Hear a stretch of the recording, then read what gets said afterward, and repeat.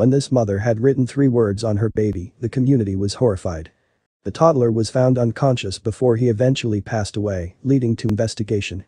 The community was horrified to learn what 3 words his mother had written on her baby, landing her behind bars. Did she get what she deserved? Miranda Rabago took her 18-month-old son, Aries Beres, to the Christa St. Vincent Regional Medical Center after the 27-year-old New Mexico mother allegedly found him unconscious in his crib.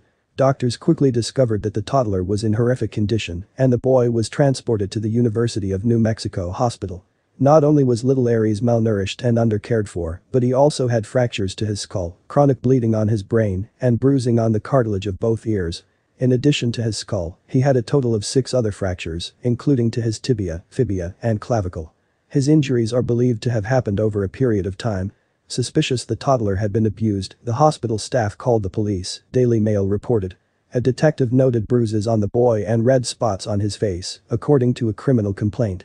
As an investigation was underway, Aries succumbed to the significant brain injuries he had sustained, dying 2 days after he was first taken to the hospital. Initially, Miranda Rabago told officers that Aries fell out of his crib while she was sleeping, according to one report. According to another, however, she said she didn't know how he was hurt.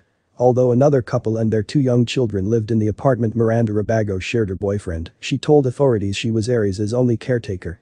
The child's father, Brandon Beres, was serving time in a corrections facility in Colorado, and Rabago's 2 other children were living in Colorado with her parents when the injuries occurred. So, authorities turned their focus to Rabago. Searching her apartment, investigators discovered Aries' room smelled like vomit. A sippy cup with rotten milk and blood on a pillow were found in his crib, as well as marijuana pipes in multiple rooms of the home. But, Rabago denied hurting her son, telling police the boy seemed normal and didn't have any bruises when she woke up at about 7 a.m. the day he was taken to the hospital. According to Rabago, she and Aries had rested on a mattress in the living room until noon that day. When he fell asleep, she said she moved him to his crib. Rabago, pregnant with another child, told police she slept the rest of the day. When she woke at 5 p.m., she said she went to check on her son and found he wasn't moving.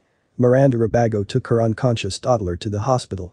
There, doctors discovered his horrendous injuries, painting a much different picture of what the child endured than what the mother alleged.